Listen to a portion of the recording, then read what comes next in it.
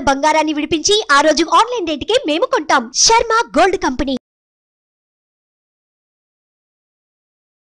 ప్రేక్షకులందరికీ నమస్కారం. నేను మీ జాహ్నవి. మనతో ఉన్నారు ప్రముఖ జ్యోతిష్య వాస్తు పండితులు, జ్యోతిష్య వాస్తు శిక్షణ నిపుణులు, లలిత ఉపాసకులు బ్రహ్మశ్రీ నానాజీ పట్నాయక్ గురువు గారు. సూక్ష్మంలో మోక్షం ఈ ప్రత్యేక కార్యక్రమం ద్వారా మనకున్నటువంటి ప్రతి సమస్యకి సరికొత్త సందేహాలు గురువు గారు అందిస్తూ అందరికీ తగిన రెమెడీస్ ఇస్తూ ఉన్నారు కదా. మరి ఈ రోజు కూడా శనివారము ఏకాదశి రాబోతుంది కదా, మరి దానికి సంబంధించి పూర్తి వివరాలు, రెమెడీస్ గురువు గారు మాటలు అడిగి తెలుసుకుందాం. నమస్కారం గురుగారు. శ్రీమాత్రే నమః. అయితే గురూజీ, ఈ వచ్చే శనివారం ఏకాదశి, అదేంటో మిగిలిన అన్ని ఏకాదశులు ముఖ్యమే, శనివారం ఏకాదశి అనేసరికి మరింత స్పెషల్ అనిపిస్తూ ఉంటుంది. మరి ఈ శనివారం ఏకాదశి స్పెషల్ ఏంటి? ఆ రోజు అందరూ కూడా ఆచరించవలసిన విధి విధానాలు ఏమిటి? ఈ ఏకాదశి పేరు మోహిని ఏకాదశి అంటారు. మన పూర్వజన్మ కర్మని క్షయం చేసే ఏకాదశి. ఇప్పుడు మనం చూడండి, ఏదైనా ఇప్పుడు చాలా రకాల ఇబ్బందులు ఉంటాయి, అంటే హెల్త్ ఇష్యూస్ వస్తున్నాయి. సహజంగా మనం చూస్తూ ఉంటాం, పూర్వజన్మ కృతం పాపం వ్యాధి రూపేణ పీడితే. అదేవిధంగా ఉద్యోగం రావట్లేదన్నా, వివాహం అవ్వట్లేదన్నా, ఏ సమస్యను మనం ఇబ్బంది పడుతున్నామంటే పూర్వజన్మల్లో మనం చేసినటువంటి కర్మ ఆధారంగానే జరుగుతూ ఉంటుంది. మన శాస్త్రాలు చెప్తున్నాయి, మనకి శ్రీకృష్ణ పరమాత్మ కూడా చెప్పాడు ఇదే విషయాన్ని. ఓకే, కాబట్టి ఏంటి, ఏకాదశికి ఉండేటువంటి ప్రత్యేకత ఏమిటి అంటే, ముఖ్యంగా ఆ విష్ణువు మనం ఉపవసించడం ద్వారా ఫలితాన్ని ఇస్తాడు ఆయన. అందులో ప్రధానంగా ఇచ్చేటువంటి ఫలితం ఏమిటి అంటే, రోగం రాకుండా చూసుకుంటాడు ఆయన. ఎందుకు రాదు? సైంటిఫిక్గా ఏమిటి అంటే, సింపుల్గా ఏం లేదు, 15 రోజులకు ఒకసారి మనం ఎప్పుడైతే ఫుడ్ పూర్తిగా మానేస్తున్నామో లోపల మొత్తం క్లీనింగ్ ప్రాసెస్ ఏర్పడుతుంది. లేకపోతే మనం ఫుడ్ వేస్తున్నాం, అరిగించేటువంటి పనిలోనే ఉంటుంది అంతా కూడా లోపల. ఇంకా క్లీన్ చేసే ప్రాసెస్ ఎక్కడ ఉంది మనకి? ఇప్పుడు ఇంట్లో మాటిమాటికి ఏదో చెత్త చెదరం వేస్తూ ఉన్నారు, ఇవి క్లీన్ చేయడం సరిపోతుంది, మిగతావన్నీ ఎక్కడ క్లీన్ చేస్తాడు? అందుకని ఏమిటి, బాడీలో ఉండేటువంటి సిస్టమ్ ఏంటంటే, మనం తిన్న పదార్థాన్ని ఫస్ట్ అరిగించే పని మీద ఉంటుంది అది. అలాగా మనకి ఏకాదశి నాడు రవిచంద్రులు ఇద్దరు కూడా 5/9 యాక్సెస్లో కానీ 3/11 యాక్సెస్లో కానీ ఉంటారు. అంటే ఇమ్యూనిటీని పెంచేటువంటి పొజిషన్స్లో రవిచంద్రులు ఉంటారు. అందులో పర్టికులర్గా ఈసారి ఉండే రవిచంద్రుల పొజిషన్ ఏమిటి అంటే, వృషభంలో రవి, కన్యారాశిలో చంద్రుడు ఉన్నాడు. కన్యారాశి అనేటువంటిది ఏంటంటే యూనివర్సల్గా అందరికీ కూడా పూర్వజన్మ కర్మస్థానము. అందుకే చూడండి, కన్యారాశికి అధిపతి ఎవరు? బుధుడు. బుధుడు అంటే ఎవరు? బంధువర్గం.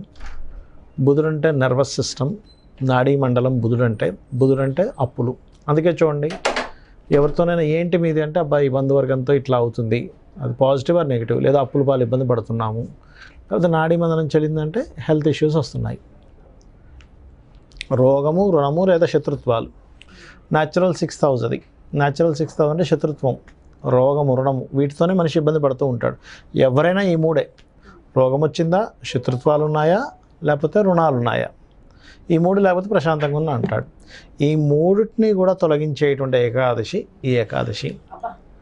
అయితే ఈ ఒకరోజు చేస్తే ఏది కాదు, ఇక్కడ నుంచి ఒక సంవత్సరం పాటు కంటిన్యూ 24 ఏకాదశిస్ ఎవరైతే చేస్తారో, దీక్ష తీసుకోవాలంటారు. దీక్షలాగా.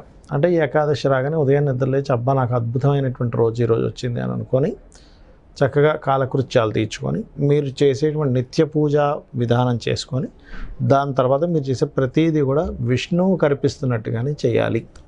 శివాలయానికి వెళ్ళి శివుడికి అభిషేకం చేసుకొని విష్ణు సహస్రనామాలు అక్కడ చదవాలి.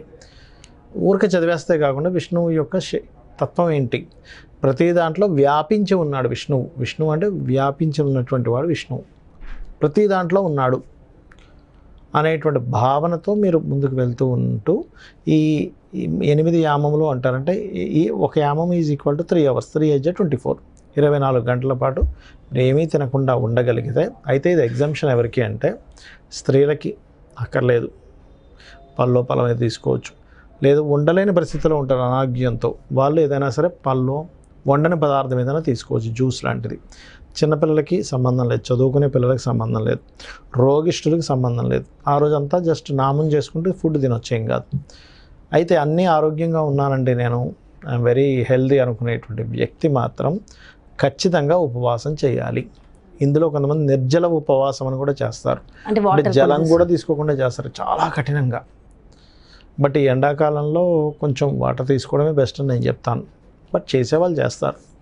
ఆ రకంగా చేస్తూ మీరు చేసే ప్రతి పనిని కూడా భగవంతుడికి సమర్పిస్తూ చేయండి, ఆస్వాదిస్తూ చేయండి. ఆటోమేటిక్గా ఏమవుతుందంటే మీకు ప్రతిదీ భగవంతుడికి సమర్పిస్తూ ఎప్పుడైతే మీరు చేస్తారో అది ప్రసాదంగా మారిపోతుంది. ప్రసాదం మాధుర్యంగా ఉంటుంది. భగవంతుడికి సమర్పించారు, ఆ పని చేసుకున్నాము, దాని రిజల్ట్, ఫైనల్ రిజల్ట్ ఏంటి? ఒక ప్రసాదం సమర్పించినప్పుడు అది ఎంతో మాధుర్యంగా ఎలా మారిందో మీరు చేసే పని కూడా అంతే మాధుర్యంగా మారుతుంది. దానివల్ల వచ్చే ప్రతి పరిణామం కూడా మీకు ఆనందాన్ని ఇస్తుంది. ఎందుకు అంటే అది భగవత్ సంబంధం అయిపోయింది. అది ఇంకా భగవంతుడి కోసం చేశారు మీరు. దుఃఖం అనేటువంటిది రాదు. అది నిత్య జీవితంలో రోజు అలవాటు అవ్వాలి. ఒకసారి చేసిన ఏకాదశి రోజు ఎలా అయితే ఉన్నామో దాన్ని మనం రోజు అలవాటు చేసుకోవడం ప్రాక్టీస్ చేయాలి. చేసినట్లయితే ఖచ్చితంగా మీకు విజయం లభిస్తుంది. సో ప్రత్యేకమైన రెమెడీ అంటే అదే అంటారు. అదే. ఇంకోటి ఏంటంటే ఖచ్చితంగా శివాలయంలో కూర్చొని విష్ణు సంబంధించినటువంటిది విష్ణు సహస్రనామాలు చేయడం. ఉదయం సాయంత్రం చేసుకుంటే ఇంకా మంచిది. అది కూడా అలాగా కొంతమందికి రాదు, విష్ణు సహస్రనామాలు రాలేదు అనుకోండి, ఉదాహరణ కూర్చొని చక్కగా విష్ణు సహస్రనామాలు పెట్టుకోండి. మీ ధ్యాస అంతా కూడా ఇక్కడికి వెళ్ళిపోవాలి. నాలిక పైకి పెట్టండి, ఇట్లా నాలిక ఇది పైన టచ్ అవ్వాలి. విష్ణు సహస్రనామాలు వింటున్నారు, ఇక్కడ ఉండేటువంటి భాగం మీద దృష్టి పెట్టారు, వింటూనే ఉన్నారు. అలాగా ఆటోమేటిక్గా ఏమవుతుందంటే మీరు పెట్టి చూడండి, ఒక్క నిమిషంలో మీకు ఏదో తెలియదు, అదే చూస్తున్నాను నేను. చాలా ప్రశాంతమైనటువంటి వాతావరణం వస్తుంది. చాలా ప్రశాంతంగా. మామూలుగా అయితే రెడ్ వస్తుంది కళ్ళ ముందు మనకున్న టెన్షన్స్ కి. అవునవునవును. ఇలా పెట్టగానే హ్యాపీగా వైట్ గా అనిపించింది. ఒక నిమిషం పాటు, ఒక సెకండ్ పాటు. ఆ మంత్రం అంటే విష్ణు సహస్రనామాలు వింటూ చేస్తే ఇంకా బాగుంటుంది. యాక్చువల్గా ఈ ప్రాసెస్ రోజు లలిత కానీ విష్ణు కానీ రెండిట్లో ఏదైనా ఒక పెట్టుకొని చేయొచ్చు. చేస్తే ముఖ్యంగా నేనేం చెప్తానంటే ఎక్కువ అప్పులు ఉన్నాయి, అపర్ణాయ నమః అనుకుంటూ చేయండి. అంటే ఇక్కడ ధ్యాస పెట్టి మీకు ఏ ప్రాబ్లం ఉంటే దానికి సంబంధంగా చేయండి. చేస్తే ఖచ్చితంగా బాగుంటుంది. ఓకే. అసలు అన్ని ప్రాబ్లమ్సే కదా మనిషికి. అసలు ఏ ప్రాబ్లము లేకుండా ఉండాలంటే దానికి ఏమైనా ఉంటుందా? ఒకటమ్మా, అన్ని ప్రాబ్లమ్స్ కావు. అన్ని ప్రాబ్లమ్స్గా మనం అనుకుంటాం, మనమే సృష్టించుకుంటాం అంటారా? అన్ని సంఘటనలు, అందులో కొన్ని ప్రాబ్లమ్స్ ఉంటాయి. అన్నిటినీ ప్రాబ్లమ్స్ అని మనం అనుకుంటున్నాం. బద్దకస్తుడు ఉన్నాడు అనుకోండి, బాగా బద్దకస్తుడు, ఇంట్లో పిల్లడు ఉన్నాడు, అరే పాల ప్యాకెట్ తీసుకురా అన్న ప్రాబ్లంగానే ఫీల్ అవుతాడు. అబ్బా నేను ఇప్పుడు కిందకి వెళ్ళాలా, తమ్ముడిని పంపించవచ్చు కదా, నాన్నని పంపించవచ్చు కదా అంటాడు. అదే పెద్ద సమస్యలాగా. అట్లా. కాబట్టి అన్ని ప్రాబ్లమ్స్ కాదు, మనం సృష్టించుకుంటున్నాం. బట్ ప్రతి సమస్యకి సొల్యూషన్స్ ఖచ్చితంగా ఉంటాయి. అదే పిల్లోడిని ఫ్రెండ్ వచ్చాడు అనుకోండి, కిందకి వచ్చాడు ఫ్రెండ్ ఎందుకుంటే వెళ్ళిపోతాడు. అలాగే మరి ప్రత్యేకంగా ఏకాదశి చాలా స్పెషల్ ఏకాదశి కాబట్టి ఇంకా అందరి కోసం ఒక స్పెషల్ రెమెడీ ఒకటి చెప్పండి గురించి. అంటే స్పెషల్ రెమెడీ అంటే నేను ఇవాళ ఒక రెమెడీ చెప్పబోతున్నా. ఏంటంటే ఒక్కొక్క పదార్థంతో కూడా సంబంధం ఉంటుంది. ఎక్కువగా కనుక మీకు బంధువర్గంలో, మరీ ఎక్కువ బంధువర్గంలో నేను చెడైపోతున్నాను, లేదా బంధువర్గం వారితో నాకు ఎక్కువ ప్రాబ్లమ్స్ వస్తున్నాయి అని అనుకునేటువంటి వారు పెసలు దానంగా ఇవ్వాలి. ఆ రోజు పెసలు దానంగా ఇస్తూ పర్టికులర్గా ఓం కర్పూర వీటికామోద సమాకర్ష దిగంతరాయే నమః. ఇది ఎలా ఉంటుందంటే ఒక్కొక్క పదార్థము ఆ గ్రహానికి సంబంధంగా ఉంటుంది. బుధుడు రిలేషన్స్కి కారకుడు, అప్పులకు కారకుడు, నాడీ మండలానికి కారకుడు. ఈ బుధుడు సెన్స్కి కారకుడు. మనం ఏదైనా ముట్టుకుంటే మనకు తెలుస్తుందంటే సెన్స్ బుధుడు అందుకే బుద్ధి పనిచేస్తూ ఉంటుంది.